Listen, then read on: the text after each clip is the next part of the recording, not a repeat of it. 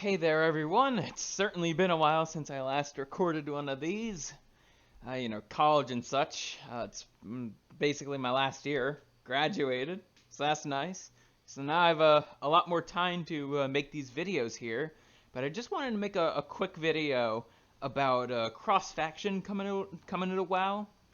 Um, it's literally coming out today, but still, I'd kind of like to talk about it. Uh, just a bit. Um, I actually recorded this video a little bit before, but I didn't like how it turned out. So I think I'm gonna try and make this take a little bit more concise, a little bit more interesting. Let's begin, because this is unscripted. So first thing I kind of want to brush up on is like how this is gonna affect like role-playing groups. Yeah, they exist in terms of LFG roleplay groups. They're not as prevalent now because I think people are actually enjoying the game, but it's a nice quality of life feature. You get to play with the different races, see how like they kind of interact with alliance plebs, but in general, like now, like for more dedicated role playing people, it's like yeah, you could actually have like a friend of alliance and horde kind of like working together and such. Like you could do some cool stuff with that. Um, I know if I ever want to like hop on like Worm Rest Accord on like my Zandalari troll, just maybe chat with some alliance people like that'd actually be pretty nice. Um, let's see what else. Um, but enough about role playing. Let's actually get to some actual content. Um, I don't think PvP is going to be affected all that much. It's more so now it's like oh you could have like a team of like different racial abilities and all that, but I don't know much about PvP in that regard, so I'm not going to talk about it all that much. But I think the main thing that this is going to impact is PvE for sure. I think especially in 5-mans, because I run a shit ton of keys. I think it's gonna have some positive and negative things to it. Like I guess let's start off with the positives. Since I main alliance, there's actually not a whole lot of groups for like high keys. Like yeah, I mean you could do 20s like, and you obviously could time them too. But in terms of the actual group listings, there's not actually that many 20s in the group finder. Yeah, there's a lot of like 18s, 19s, not a lot of 20s.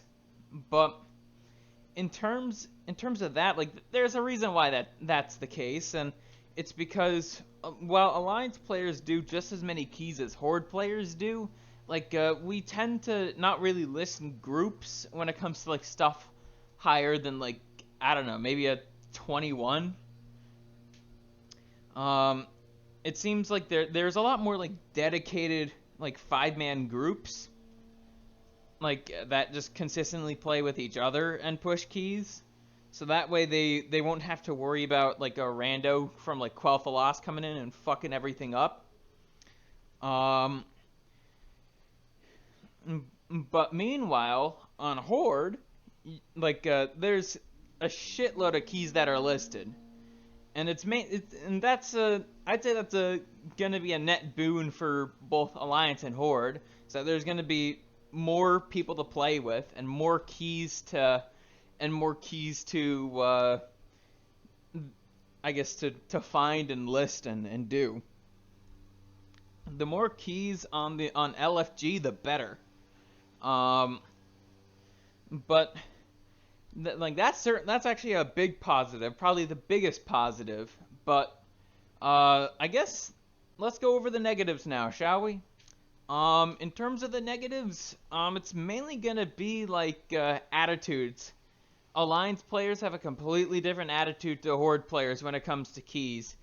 Like Alliance players, we like they generally stick around even if there's like a wipe or something, unless it's like unless the key basically bricks at like a certain point. Could be something like failing the beginning of Mists of Turn a Scythe, or could be some other like big thing that you have to like not die on and it does and fails. Happens happens quite a bit. Not too much. I don't think it happens as much anymore because mainly encrypted or whatever. But I do think that from experience, there's not that many levers on Alliance, like compared to Horde. I mean I've done keys on Horde back in like BFA, so I guess take my words with a little grain of salt. But one of my favorite YouTubers slash streamers, One Azeroth TV, like he used to be like a big time Horde player. He leveled up Alliance Death Knight, and that's the character he plays now. Because I guess to summarize his words, Horde players are just full of like the elitist types who can't back up what they say. And it's just like he has a whole playlist on his channel that has a shit, just people just leaving keys because of a dumb mistake that they did. So there's that. But I'm mainly wondering, how are these two attitudes gonna mix together? Are they gonna mix together well, or are they gonna not mix together well? Ideally the middle ground should be something like this.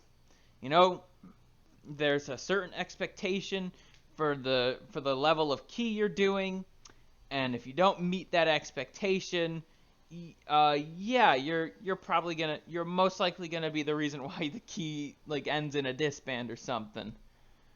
Like, although I don't think disbands are good in general, it's like I think there should be an expectation. You don't want to have the skill of somebody who just does tens, even though their score is high, but they haven't done a 15 in the life of them or a 20. Sorry, I just needed to take a swig of water. But anyways, you don't want somebody who just kind of sucks, even though their number is high. But yeah, that's kind of the ideal that I'm thinking of. But there's also the option that these ideals aren't going to mix all that well with each other to begin with, because you have the finish till we're done attitude of Alliance, and the if it goes wrong I'm gonna leave attitude of Horde. Yeah, more keys are gonna be available, but does that mean more keys are gonna get done? Like, that's a question. That's a fine question to ask, but we'll just have to wait and see in a couple hours. Servers ain't gonna be up till 6 in my time zone, 6 p.m. not 6 a.m. Just gotta wait.